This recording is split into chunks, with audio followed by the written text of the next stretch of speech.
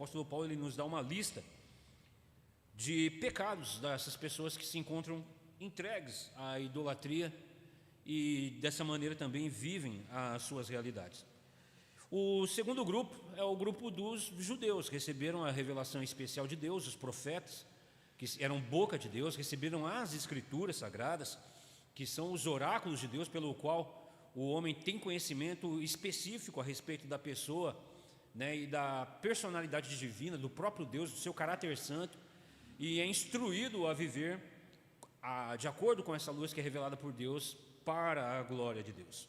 Mas o nosso grupo de estudo agora, né, o grupo de pessoa específica, é o moralista, né, onde Paulo ele vai tratar no capítulo 2 dos versos de 1 até o verso 14. Né, ele se dirige, como nós já vimos no nosso estudo anterior, muitos estudiosos acreditavam já Paulo estar se dirigindo diretamente, focadamente aos judeus, mas ele joga de uma forma genérica, né, a maneira que ele se dirige. Tu, ó homem, né, quando julgas, você, ó homem, que tem esse entendimento e receberá castigo, né, e ele diz, primeiramente do judeu e também do grego, mas é somente no verso 15 que ele passa a dizer, mas tu, porém, que se diz judeu, né, que é mestre de crianças, que é instruído na verdade para conduzir as pessoas. Então, dos versos de 1 a 14 do capítulo 2, ele está tratando então com esse moralista, né? E aí nós vamos dar continuidade então, entendendo mais e mais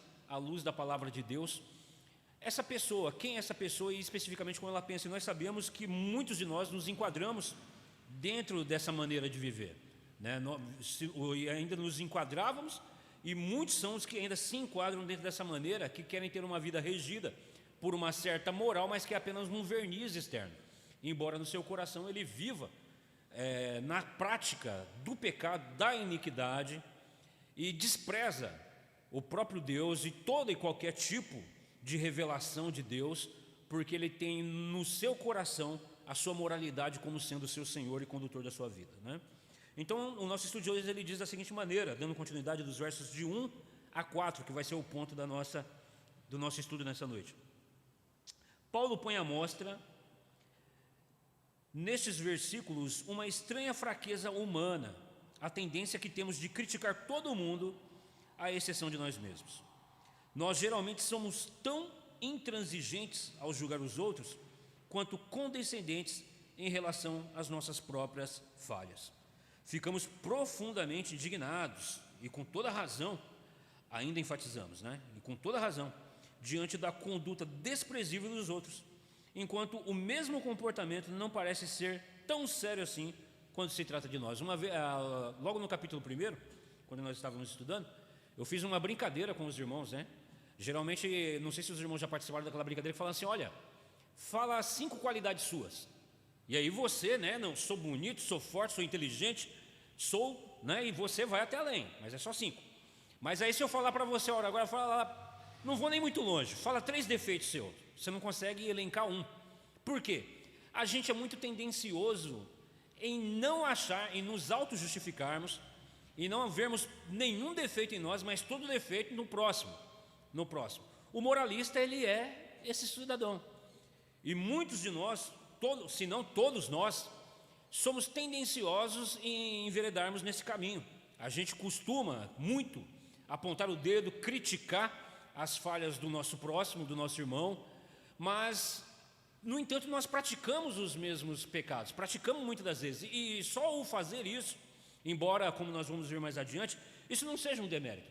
Isso é algo que é divino, que foi dado para que nós possamos reconhecer aquilo que é mal, aquilo que é perverso, aquilo que é contrário à verdade, porque, como Paulo vai dizer, é segundo a verdade que nós devemos julgar. E quando nós julgamos o erro alheio, eu estou sendo juiz, eu estou me colocando no lugar de juiz e sendo conhecedor daquilo que é o quê? Belo, perfeito, bom e justo. Então isso traz juízo sobre a pessoa que julga o seu próximo, né? E tratando-se então aqui daquele que julga os pecados alheios, e ele é totalmente condescendente com os dele, ele acha que ele receberá favor divino da parte de Deus. E isso se referindo àquela pessoa que acredita em Deus e que condena o próximo, né? Então ela se julga, mas quando ela faz ali vistas grossas ao seu próprio pecado, à sua própria falha, dizendo, olha, naquele dia Deus não vai levar em conta, Ele vai fazer ali uma meia-culpa para o meu lado, vai ser mais brando com relação a esse meu pecado, porque afinal de contas, eu não sou assim tão quanto aquelas outras pessoas, e isso é algo terrível, é algo perigoso, e muitos são, principalmente no mundo que nós vivemos, como desde que a humanidade existe, né? Desde a queda de Adão, a humanidade ela tem caminhado dessa maneira, ela tem sido muito rígida em julgar e condenar os pecados e os erros do próximo, mas ela é branda com os seus próprios erros, com os seus próprios pecados, porque a queda afetou a todos nós, sem distinção. Todos nós nascemos debaixo da culpa do pecado, e toda a experiência humana, não existe experiência humana que é única, né? Todos nós, irmãos, devemos, por isso que nos é ensinado, né? O Evangelho nos ensina a nos colocarmos no lugar do outro, a sermos misericordiosos com o outro, uma vez que nós recebemos misericórdia. Mas essa pessoa que é o nosso objeto de estudo, o moralista, esse que julga os outros, é porque ele tem no seu coração essa moral, ele tem essa consciência de que ele jamais será abalado, de que ele não pode ser afetado por nenhuma dos pecados cometidos pelos meros mortais à sua volta, né? Então por isso ele se inocenta, né? Ele se inocenta e coloca-se como senhor de si mesmo e das pessoas à sua volta, né? Então, diante da conduta desprezível dos outros, enquanto o mesmo comportamento não parece ser tão sério assim quando se trata de nós mesmos. Chegamos a experimentar um prazer vicário em condenar nos outros as mesmas falhas que perdoamos em nós mesmos. Freud, ele vai citar aqui Freud, né, o grande psicanalista, psicólogo, né? Freud, o grande psicanalista, tido por muitos, é um psicanalista, né? Médico psicanalista. Ele é tido como o patriarca, né, dos estudos da psicanálise, o pai da psicanálise, em desvendar problemas. Perdão? 1825. 1885. Então ele vai citar aqui Freud, né, que chama essa ginástica moral, né, de uma ginástica moral de projeção. Paulo, entretanto, já a descrevera vários séculos antes do famoso psicanalista. Então, o que o nosso estudioso está dizendo é que o que Freud traz para o conhecimento da sociedade, principalmente num período em que as pessoas estavam abandonando os bancos das igrejas, né, do confessionário, dos padres, para terem uma vida agora de conversa no divã, aonde elas se colocam agora como senhoras de si mesmo, que não precisam mais ter um contato com aquilo que é transcendente, com aquilo que é sobrenatural, porque elas agora podem fazer terapia e chegar ao conhecimento de si mesmas e se bastarem, né? Então nós vemos que Freud ele cunha esse termo de projeção. O que é a projeção? No sentido de Freud, é de você projetar no outro aqueles defeitos que tem em você. Isso é chamado por Freud de projeção. Então você projeta, né? Nós conhecemos muito bem isso quando a gente faz a projeção de uma imagem, né? Por meio de um visor holográfico, um projetor, né? Por isso que tem esse nome. Ele já projeta ali aquilo que está onde? Naquele objeto, né? Que é a sua matriz, que tem o centro daquela imagem. Assim nós projetamos no nosso próximo tudo aquilo que nós temos em nós, mas condenamos no outro. Paulo já faz isso lá no primeiro século. Ele vai dizer que todos nós, a humanidade, ela caminha dessa forma. E ela se julga, ao fazer isso, ela se coloca como juiz, conhecedor e detentor da verdade, de tudo aquilo que é o quê? Real, belo, perfeito e justo. Mas isso é um auto-engano. Isso é um auto-engano, né? E ele continua então. Paulo, entretanto, já o descrevera vários séculos antes do famoso psicanalista. De semelhante modo, Thomas Hobbes, ele cita aqui um filósofo político do século XVII, referia-se a pessoas que se forçam a valorizar a si mesmas, observando as imperfeições dos outros. Então esse filósofo político, Thomas Hobbes, do século XVII, ele também chega a essa conclusão, notório, né? É por isso que, se você quer ter conhecimento da verdade, você deve estudar a Bíblia. As pessoas, elas colocam a Bíblia como sendo um livro já ultrapassado, antigo, que não vale a pena ser lida, mas a Escritura é a revelação especial de Deus que revela o caráter humano. Então não há novidade nenhuma debaixo desse sol, sobre essa terra, que venha intrínseco do homem, como sendo criação dele mesmo, descoberta dele mesmo. Não, isso é a revelação de Deus, né? Nós fomos feitos, o homem que foi feito à imagem e semelhança de Deus, mas que por causa do pecado, o nosso pecado, como nós já vimos, é que nos aliena do nosso Senhor, do nosso Criador. Mas se fomos criados por Ele, capacitados por Ele para dominar todas as coisas, nós trazemos no nosso coração, a palavra de Deus. E por isso o homem consegue discernir as coisas que são belas, como também as coisas que são más. Mas que por causa do pecado, o homem se torna morto em todas as suas atividades. Mas agora em Cristo, nós temos vida a ponto de fato, condenar o mal, mas não como base de méritos próprios, mas por causa da revelação especial de Deus, de que há um juiz, um Senhor, um único soberano Deus, que há de julgar todas as coisas. E se nós julgamos pela reta justiça, sabendo que de nós mesmos não há mérito nenhum. Então nós não podemos apontar dedo, como Jesus vai ensinar, né? Que o Senhor condena o julgamento temerário, que não tem base. É você condenar a vida do outro sem saber as causas, as razões, as circunstâncias. Por isso nós devemos sim julgar as coisas, mas segundo a reta justiça de Deus. Não, por isso o moralismo, ele é venenoso. Muitos olham para os cristãos e dizem, são hipócritas. Eles se dizem detentores da verdade. Nós não somos detentores da verdade. O detentor da verdade é o nosso Deus, que nos revela a sua soberana vontade, a sua beleza, a sua majestade, para que o homem possa viver em Cristo para a glória de Deus na verdade que procede de Deus e não procede do homem. Porque a nossa verdade é essa, de um filósofo que especula com respeito à realidade à sua volta, de um psicanalista que questiona as atitudes e o agir humano, mas que a palavra de Deus revela desde o princípio o que é o homem. Nós estamos mortos nos nossos delitos e pecados.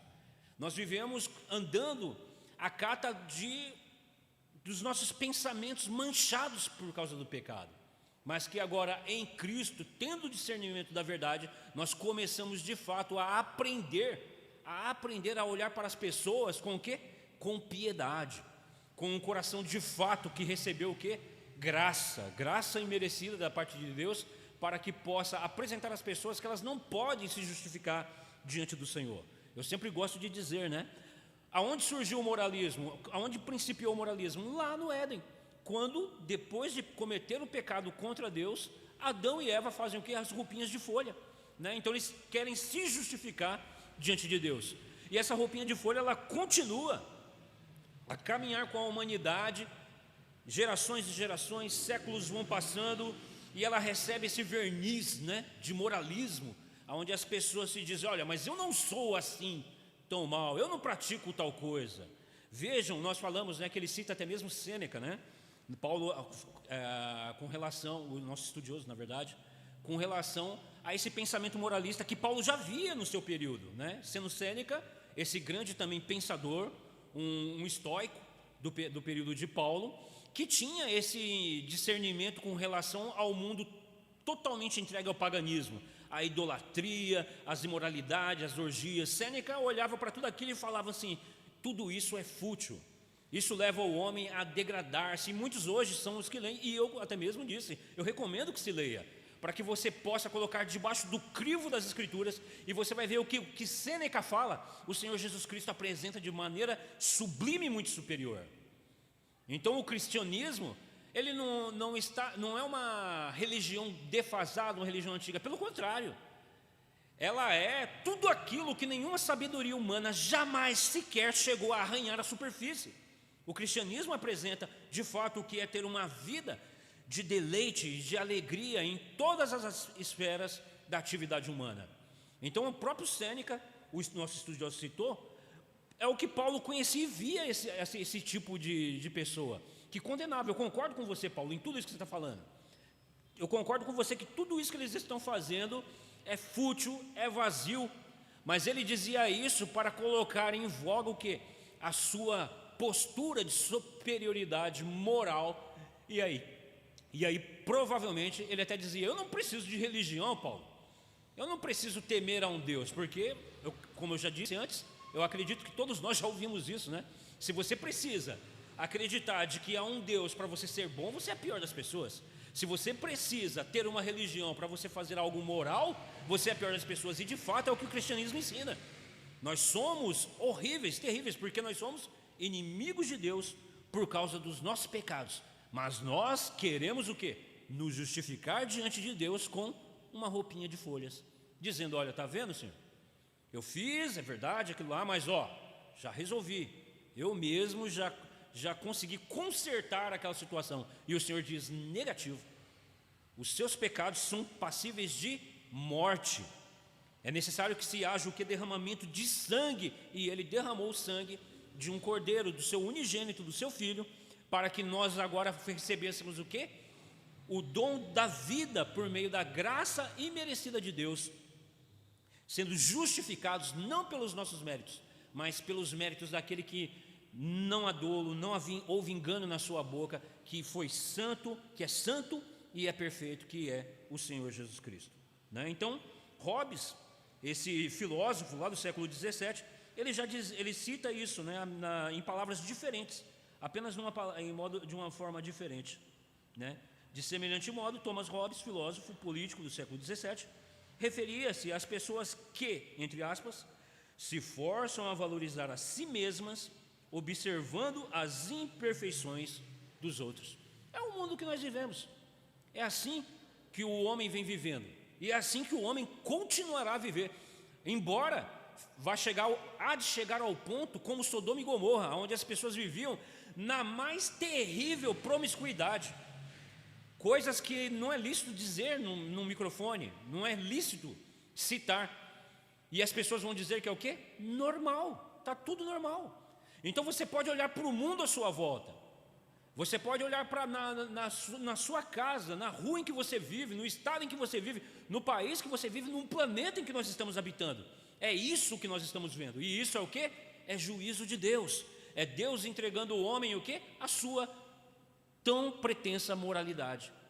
É isso que vocês querem? Vivam então dessa maneira, aonde as coisas mais abomináveis estão acontecendo a céu aberto e as pessoas aplaudem como sendo o quê? É normal. É normal. Isso é uma coisa totalmente natural. Isso é juízo de Deus. Então, essa estratégia nos permite reter simultaneamente o nosso pecado e a nossa autoestima. É um arranjo conveniente, mas que não deixa de ser, ao mesmo tempo, enganoso e doentio. Então, ao fazer isso, o homem ele está enganando-se a si mesmo. Ele está caminhando em direção ao abismo, à morte, à condenação eterna, enganando-se a si mesmo de que ele está recebendo louvor de homens, e se existir uma pretensa divindade, eu receberei louvor dela. Isso é engano, isso é demoníaco, isso é maligno, porque isso é o que? É a ação do pecado, da queda no coração humano. Além do mais, Paulo argumenta: agindo dessa forma, nós nos expomos ao juízo de Deus e acabamos ficando sem desculpa e nem saída. Pois se a nossa capacidade crítica é tão desenvolvida a ponto de nos tornarmos especialistas em avaliar a moral dos outros, nós dificilmente poderemos alegar ignorância em assuntos morais quando se tratar de nós mesmos. Pois, contrário ao julgar aos outros, estamos nos condenando. Pois, como diz Paulo, você que julga o outro, está condenando a si mesmo naquilo em que julgas, visto que você o que julga pratica as mesmas coisas. Então, muitas das vezes você não tem esse discernimento quando você condena algo. Veja a profundidade da seriedade do perigo disso. Porque quando você faz uma análise, quando você faz uma crítica de algo, você está se colocando como detentor do conhecimento e da realidade, da verdade sobre aquele tema. Nós vivemos num mundo das redes sociais, onde a internet, né, por exemplo, ela é um grande tribunal. Todo mundo sabe de todos os assuntos, julga todos os assuntos, sem nunca jamais ter lido um texto a respeito de um determinado tema. Quanto mais se tratando da questão daquilo que é da moral, daquilo que é subjetivo do homem, que é intrínseco do homem, e que você sabe, pela sua própria condição de vida, como nós falamos aqui, não há nenhuma experiência humana que seja exclusiva de um indivíduo. Somos humanos, feitos de carne e sangue. A Bíblia, a Escritura, de fato, ela é um livro antigo que data de mais de 4.000 anos, né? E vem passando por épocas, mas o ponto aqui não são ambientes, não são culturas que vão sendo moldadas, mas o ser humano, a sua intrinseicidade, as suas vontades é a mesma. O homem continua sendo homem, pecador, o homem continua sendo homem, falho, fugindo de Deus, porque foi isso que nós nos tornamos por causa do pecado. Nós nos tornamos inimigos de Deus e por isso praticantes de males. E dentro da nossa pretensa moralidade, de juízo do que é verdadeiro, belo e bom, é que nós fazemos o que? Estabelecemos contratos sociais. Contratos sociais. De maneira que o povo de Deus, o cristão, ele não é moralista. Ele tem discernimento moral. O homem é moral. O homem é moral. De maneira que a nossa imoralidade é que confronta, que ataca a santidade de Deus. Mas nós não nos escondemos sob o verniz do moralismo. É como eu sempre digo, né? Somos religiosos, mas nós não estamos entregues à religiosidade. Aí é que está o perigo, porque elas estão andando em caminho junto. Tanto a religiosidade quanto o moralismo, eles andam de mão dadas, assim como Paulo vai nos mostrar quando ele se direcionar em específico para o judeu, né? Pois nós sabemos perfeitamente que o juízo de Deus contra os que praticam tais coisas é conforme a verdade. O juízo de Deus que vem sobre toda a humanidade é segundo a verdade. Aí você me diz, então você é o detentor da verdade? Eu te digo, não sou. Eu não sou detentor da verdade. Quem é o detentor da verdade é Deus. Hoje mesmo eu quero trazer um exemplo para os irmãos de que um rapaz criticando os conservadores, e ele cita a Bíblia, né, dizendo, muitos deles se dizem cristãos, mas eles condenam, eles fazem isso, fazem aquilo, fazem mal. E aí eu falei para ele, olha, se você ler a Bíblia, se você ler os evangelhos, você vai ver o próprio Senhor Jesus Cristo dizendo que no meio da sua igreja tem joio e tem trigo. Nem todo aquele que me diz Senhor entrará no reino, nem todo aquele que se diz trigo é de fato trigo. Então não se espante se você ver uma pessoa se dizendo cristão na vida e na prática da iniquidade. Ele falou, então só você tem a verdade. Eu falei, eu acabei de te falar, é o próprio Cristo quem está falando, leia a Bíblia. Não, mas eu já li, mas eu falei, você vê, é como o Senhor Jesus Cristo diz, quando ele está dialogando naquela discussão com os fariseus, e ele diz, mas por que eu estou falando e vocês não me ouvem? Por que eu estou falando repetidas vezes na língua de vocês, no idioma de vocês, e por que vocês não me entendem? É porque vocês não são meus. Porque vocês não são meus. Porque eu estou falando tão claramente, eu estou falando e vocês não ouvem, vocês não entendem. Você percebe, isso é pelo Espírito Santo de Deus, que traz um conhecimento especial com relação à revelação de Deus. Então tem muitas pessoas que elas leem a Bíblia, mas é como se estivesse lendo um jornal, as palavras que estão ali não fazem sentido para ela, porque não lhe é revelada pelo Espírito.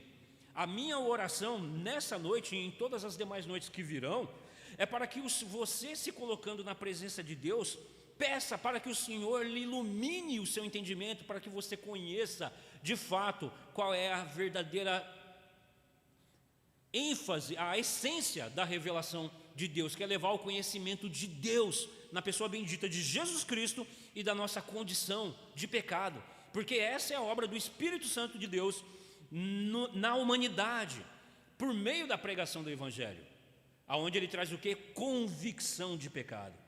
Então é segundo a verdade que seremos julgados, é segundo a verdade que somos julgados, e a verdade é a verdade de Deus, verdade essa estabelecida desde o princípio, desde a fundação do mundo, é a verdade estabelecida por Deus, tanto na criação do homem, que é a imagem e semelhança de Deus, mas que por causa da queda nós nos tornamos inimigos de Deus. E então, ao nos arvorarmos Senhor da verdade, condenando tudo e a todos, nós nos tornamos juízes de nós mesmos, porque eu estou dizendo, não, eu conheço, e por isso o homem se torna o quê? Indesculpável diante de Deus, porque nós haveremos de prestar conta diante do Senhor. Ninguém é condenado, ninguém é julgado à luz do que não conhece, percebe? Assim como o texto deixa bem claro, se eu condeno, se eu julgo, eu estou me colocando como Senhor, como quem tem conhecimento, como quem tem gabarito, como quem tem mestrado, como quem tem doutorado, como quem conhece.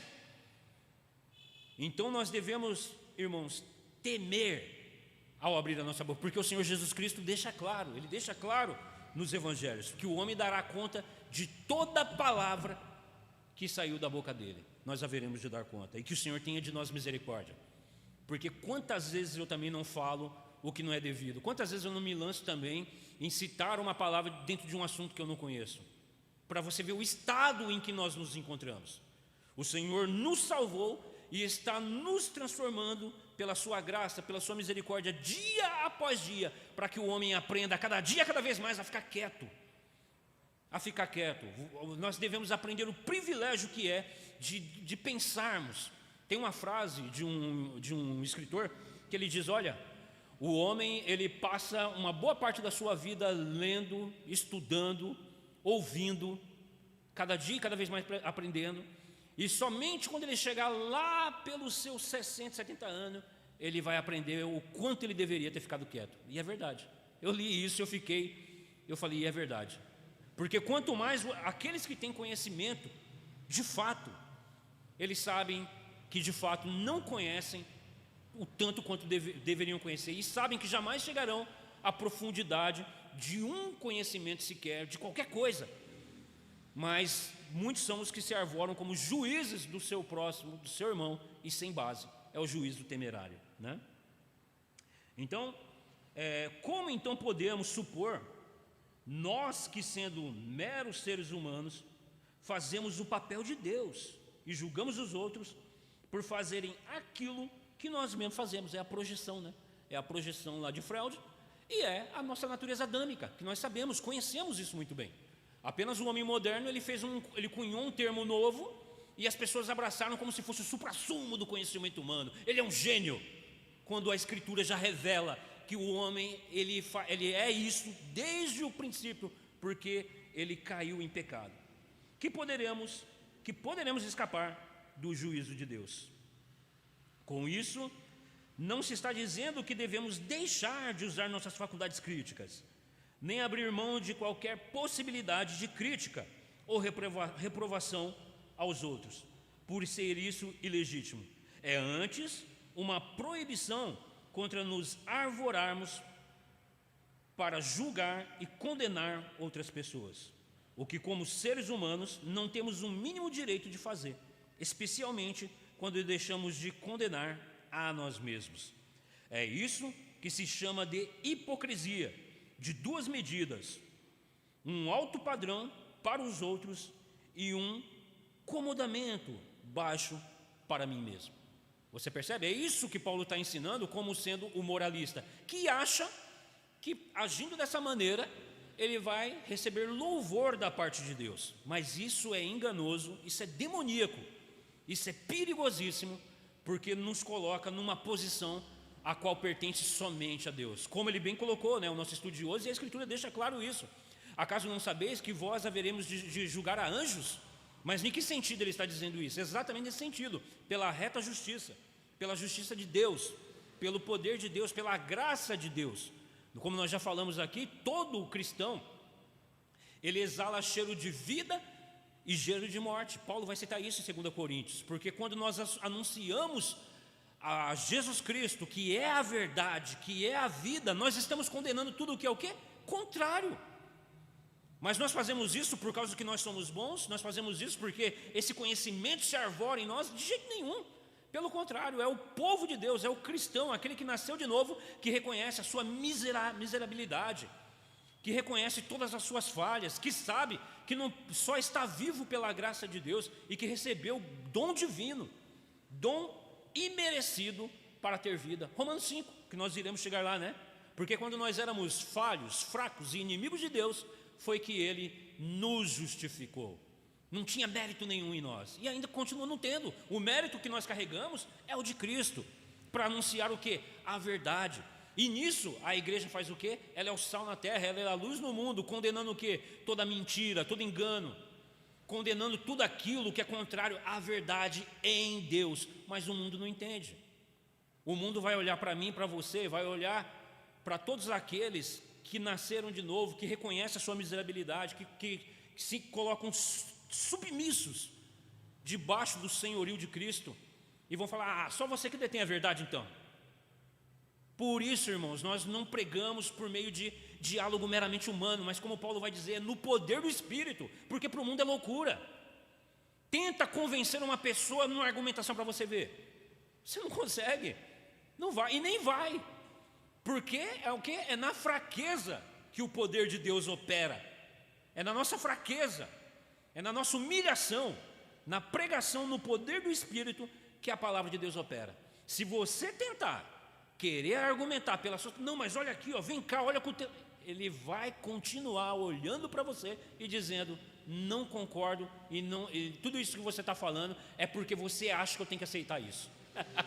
É incrível, é incrível. Por isso nós devemos orar pelas almas, pelas vidas, pelas famílias, para que essa palavra que nós pregamos, que nós estamos estudando, ela opere nos corações, porque isso é a palavra de Deus. O Senhor deixa claro lá em Isaías: a minha palavra não voltará vazia, antes ela cumprirá o seu propósito.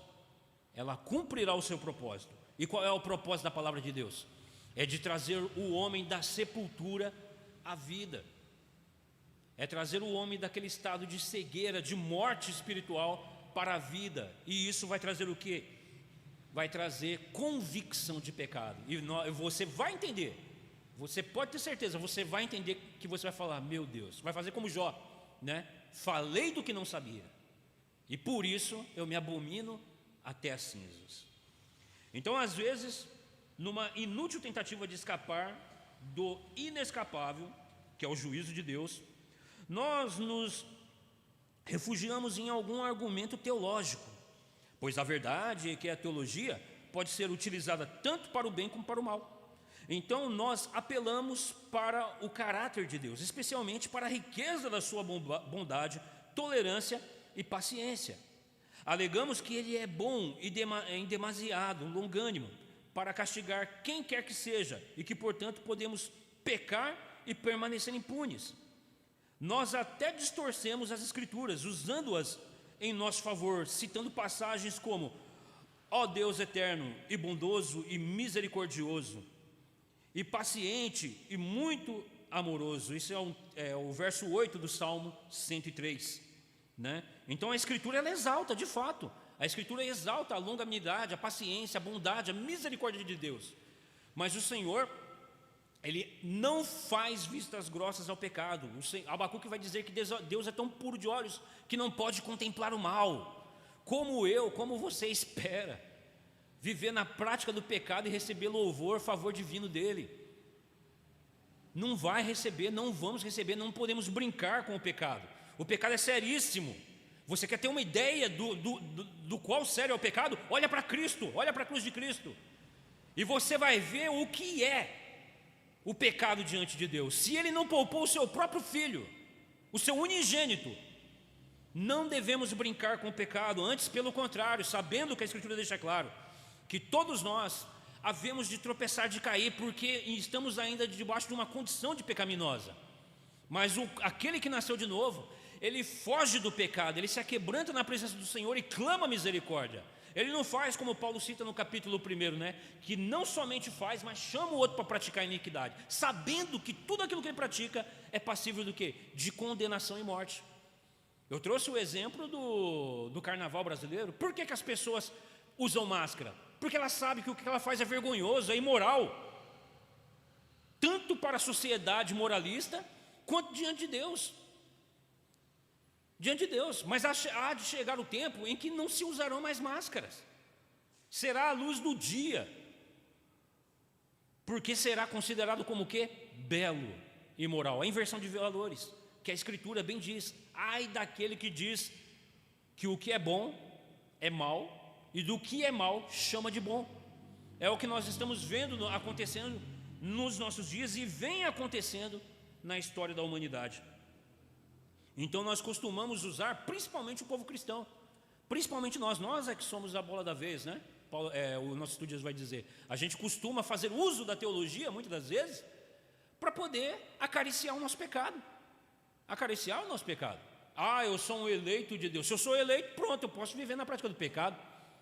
Lá no capítulo 3, Paulo vai dizer, né, na sua diatribe, ele vai dizer, né, que ele diz, olha Paulo, se o meu pecado traz à luz a graça de Deus, porque aonde abundou o pecado, superabundou a graça, então eu vou viver na prática do pecado, porque eu sei que eu vou receber favor divino. Paulo diz, a condenação do tal é justa, porque ele despreza a revelação de Deus, ele não conhece o Senhor da glória, ele não conhece o caráter santo de Deus, e por isso ele faz o quê? Ele faz uso totalmente errado, demoníaco, da palavra de Deus, para poder viver na prática do pecado. Então, nós, irmãos, quanto mais luz, nós devemos ter conhecimento disso, que quanto mais luz de conhecimento você diz ter, maior é o juízo que vem sobre a sua vida. Por isso Tiago vai dizer, irmãos, não queiram ser todos mestres, porque uma vez que eu tenho conhecimento da verdade, eu me coloco como detentor, eu sou guia para cegos, como Paulo vai citar mais adiante, instruidor de crianças, mas eu vivo na prática disso? O que eu espero receber de Deus? E o Senhor não nos deixa equivocados, por isso mesmo Ele diz, naquele dia muitos vão dizer, Senhor, eu não preguei, Senhor, eu não falei, Senhor, eu não fiz, e Ele vai dizer, eu não conheço. E se você conhecer o Senhor, jamais praticaria isso. Percebe como é algo maravilhoso que a palavra de Deus traz para esse discernimento? Podemos colocar de uma maneira de uma visão positiva e uma visão negativa com relação a esse texto. Positiva no sentido de que o Senhor Jesus Cristo diz, eu não o conheço. Ela é positiva. Ela é positiva porque é o próprio Cristo que elegeu todo o seu povo antes da fundação do mundo, que nos conhece um por um, pelo nome, que Ele está no meio da igreja, que Ele nos sonda os corações. Ele conhece o seu povo, Ele conhece o seu rebanho. Ele diz, eu conheço as minhas ovelhas e elas me conhecem. Quando eu as chamo, elas me ouvem. Então não há errado. E na visão negativa, Senhor, eu não preguei, Senhor, eu não expulsei demônios. Eu achava que eu conhecia o Senhor, porque eu fazia uso da teologia. Eu achava que ter um simples conhecimento intelectual de textos sagrados, de textos bíblicos, de profundo conhecimento teórico da teologia, eu receberia favor divino. E o que eu recebi foi o quê? Juízo, por causa do que eu recebi luz e conhecimento. Mas eu não tinha o quê? Conhecimento salvífico para ter vida e ensinar as pessoas a fugirem do pecado. Pelo contrário, eu antes mesmo vivia na prática do pecado. Então, nós até distorcemos as Escrituras, usando-as em nosso favor, citando passagens como o Salmo 103, verso 8. O Deus é Deus eterno, é bondoso, misericordioso, Ele é paciente, muito amoroso. Mas esse tipo de teologismo manipulador é uma atitude que denota desprezo e não honra a Deus. Isso não é fé, é presunção, porque a bondade de Deus é que nos leva ao arrependimento. É a parte B do verso 4 que nós lemos, porque é a bondade de Deus que nos leva ao arrependimento. Esse é o objetivo. Ela existe para nos proporcionar um espaço no qual possamos nos arrepender, não para darmos uma desculpa para pecarmos. Lembra, eu falei isso quando nós estávamos estudando no capítulo 1 com relação às nossas atitudes pecaminosas, né? Por isso o homem se encontra desculpável, porque você pratica o pecado hoje, e aí você fica assim, né, olhando para o lado, aí nada aconteceu, aí você vai o quê? Próxima vez vai fazer de novo. Você praticou algo terrível, que é algo que é pecaminoso, à vista dos homens e de Deus, e aí você vai dormir, e aí você acorda de manhã e o sol nasceu mais um dia e nada aconteceu. Aí você fala, tá fácil, tá gostoso isso aqui, eu vou continuar, até que o dia que chega aqui, chega o limite da paciência, da longanimidade, da paciência de Deus se encerra. E aí você vai receber o justo juízo de Deus na sua vida. Nós falamos que muitos cristãos se escondendo atrás da teologia, eu sou um eleito de Deus, eu não vou receber, mas até um eleito, até um salvo, ele está sujeito a juízos temporários. Por isso nós devemos nos colocar aos pés de Cristo, pedindo para que o Senhor nos livre de todo o mal, porque se eu estender a minha mão à iniquidade, o juízo vem sobre a minha vida, e eu posso sair dessa vida por causa de um pecado. Eu posso ir parar atrás das grades por causa de um pecado. É salvo, é crente, mas ele zombou da longanimidade e da paciência de Deus, que nos leva ao arrependimento. Arrependimento para a vida, arrependimento para que o Senhor, na sua misericórdia, exatamente nesse texto, que Deus é bondoso, misericordioso, paciente e muito amoroso, Ele está concedendo tempo para que você se arrependa, não para que você continue na prática do pecado. Porque se você abrir os olhos essa manhã, é Deus concedendo tempo para que você chegue ao arrependimento. Eu gosto muito de usar o texto lá de Gênesis, né, no capítulo 15, quando o Senhor ele faz aquela revelação a Abraão, ele coloca pesado sono sobre Abraão, e aí ele faz a promessa: olha, Abraão, vocês me servirão por 400 anos como escravos em terra estrangeira, mas depois vocês se tornarão e me adorarão aqui nessa terra, né? Depois de 400 anos, mas porque ainda não se cumpriu a medida da iniquidade dos amorreus, dos cananeus que ali habitavam. Então o Senhor dá um período de 400 anos para aquele povo, e havia ali quem pregava, havia ali quem era o quê? Boca de Deus, havia Melquisedeque, que era o quê? Sumo sacerdote do Deus Altíssimo, que é um tipo de Cristo. Melquisedeque estava lá, pregando, anunciando de que há um Deus, um Senhor que há de julgar o mundo, na verdade. Mas aquele povo desprezou e levou 400 anos. Quanto tempo você precisa para chegar ao arrependimento? Quanto tempo eu preciso para me arrepender dos meus pecados? É todo instante, é todo segundo nós devemos nos arrepender dos nossos pecados. Então, se você está na prática do pecado e está passando os dias e você fala, nada acontece, você continua nas suas práticas ocultas que ninguém sabe, mas o Senhor sabe, e é segundo a verdade que Ele julga. E vai chegar um dia em que a paciência e a longanimidade do Senhor há de se encerrar, e então virá juízo. Amém, meus irmãos? Então nós encerramos por aqui até o verso 4, que estamos tratando na verdade, né, do moralista, e nós vamos até o verso 14, verso 16, perdão, até o verso 16, tratando desse grupo em específico, desse homem que é o homem que Paulo fala que é o moralista. Então nós estamos aprendendo com relação ao que é o moralismo, né? E de como isso é pernicioso, de como isso é perigoso. Nós devemos nos colocar na presença de Deus, clamando a sua misericórdia sobre a nossa vida, sobre a vida dos nossos entes queridos, dos nossos amigos, nossos colegas de trabalho, sobre toda a nossa nação, para que as pessoas despertem, porque o moralismo, ele é uma roupinha de folhas a qual o Senhor não aceita. Amém, meus irmãos? Deus abençoe. Eu passo a palavra ao príncipe Davi.